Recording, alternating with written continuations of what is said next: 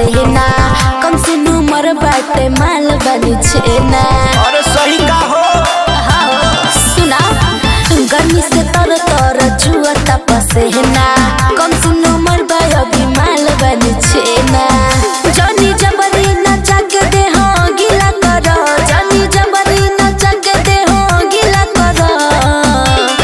तानी सा जीन्स ढीला करो तानी सा जीन्स ढीला करो तानी सा जीन्स ढीला करो तानी सा जीन्स ढीला करो।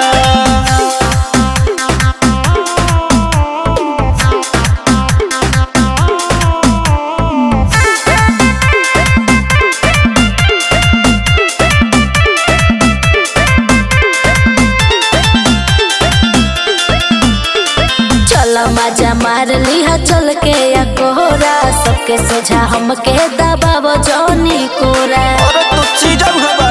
अच्छा चल मजा मार लिहा चल के या कोहरा सबके सोझा हमके दबाव जोनी कोरा। टाइट सामान तोर खोखर हो जाई रात भर हिलई बुच्ची लई माई माई। इतना बनो न खरूस तनी ढीला बनो इतना बनो न खरूस तनी ढीला बनो।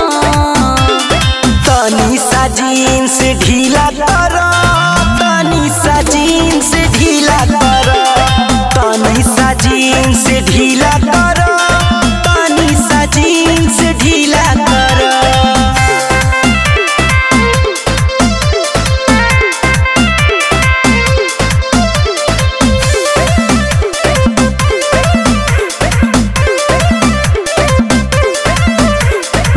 चोली में जबरी न डाला पन सहुआ बनना खुद के रंग तैर के बेटुआ। अरे उदहैला है सब भुला जेगा सुना चोली में जबरी न डाला पन सहुआ